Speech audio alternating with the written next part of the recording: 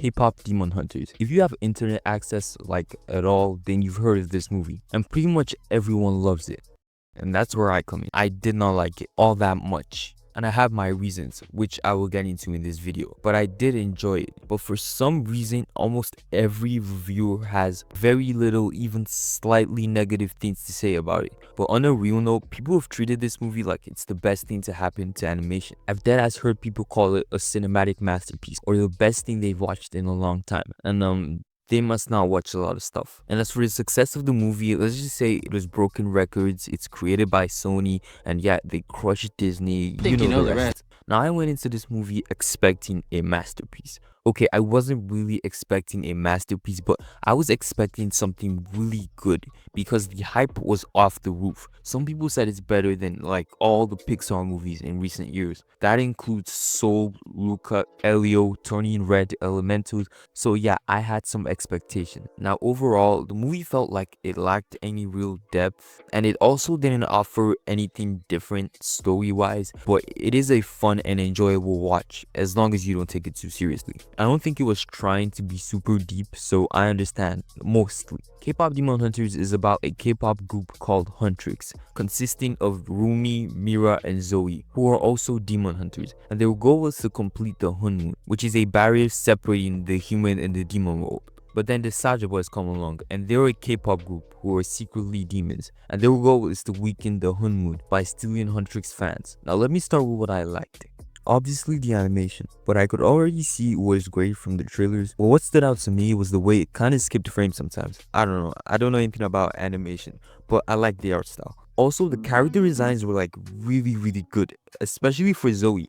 I mean, just look at her fits, and I could say the same for everyone. The only character designs I didn't like were first, the Demon King guy, and the design was really bland and just okay. It made me think of him as like half inanimate, and the design of this Saja Boy. I like it, but not a lot. I don't like it. Then the fights, and the fights blew me away, to be honest, especially the bathtub fight. Like, it was so well choreographed, I forgot it was a kids movie. And then there's the songs, and they're all great. There's literally no bad song. My favorite song is probably Golden. Free is really underrated, and I don't know, I think Your Idol is kind of overrated, but great nevertheless. And Soda Pop is definitely overhated. Like, it's really catchy. I need you to feel me. What do you mean by that? I like the showcasing of Korean art and lore, and I don't think I was bored at any moment. Overall, it's a pretty good, lighthearted movie, and it definitely accomplished what it was trying to accomplish in terms of, connecting with its audience. Now, what I disliked. I need you to hear me out, okay? First, the plot was predictable, and a lot of things were just cliche. Slaying demons or monsters isn't a new concept, and I can't say it was done better than anything I've watched. You could already know the way it would end, and that's not necessarily a bad thing, but the end didn't make me feel like, yeah, this is it, everything is resolved, because I still had questions. Rumi being half demon was interesting, but they didn't really build it up. Like, we just know she's half demon, and suddenly it's at this moment, and it's a problem now. A lot of things are just underdeveloped and barely explained. Like, there was very little shown about the world and the past of the characters, which the movie really needed. Like, the scene with Rumi and Celine, it doesn't have emotional weight since we don't know anything about Celine or their relationship. Like, the whole movie felt like it should have been a show, because it's like 1 hour 30 minutes, and a lot of things are introduced and a lot of questions are just opened, and they're all just packed in there with barely any space to breathe. Yeah, I know they wanted it to be longer, but I'm still judging it based on what it is. And I heard it was supposed to be 3 hours long. Even then, 3 hours is too much for a kids movie, but they could have just removed some things. The characters didn't offer much depth besides Rumi and maybe Jinu. Zoe and Mira just move along with the plot, with not much else to offer. And it sucks because I liked Zoe. I thought she was cool and should have had more to do, but instead she just moves along with what Mira says in certain moments. And Mira had a little moment where she communicates with Rumi. Besides that, there's not much else. Like, how do I say this? The movie acts like we've seen a previous one of its movies. With the scene where Rumi tells Mira it's not about her insecurities, Zoe's feelings about being different, and Mira's issues with family. Like, the film wants us to care without any prior knowledge. Jinhoo had his backstory and it really cements him as a really selfish person. Like being able to eat and sleep while having abandoned your family is literal heartlessness. He kind of just betrays Rumi and gets what he wants. And yeah, he sacrifices himself, which could be a contrast to him being selfish, but he still got what he wanted in the end. The Demon King guy was pretty stereotypical too, like really stereotypical. Nothing sets him apart or makes him even slightly unique. Celine was just around and Bobby was cool, but I just wish they did more. Like maybe tell us why he cares about the girl so much. That might have been interesting. The romance was half-baked, like from enemies to lovers, I guess, but they weren't enemies for that long and the transition to lovers was rushed. What does it feel like? I can tell you when. I was wondering the same thing. And the sacrifice was kind of because he confirmed that it was all a lie. And even if it wasn't, he still betrayed her. So obviously the love wasn't strong enough for him to not betray her. And it didn't feel as sad as the movie wanted it to.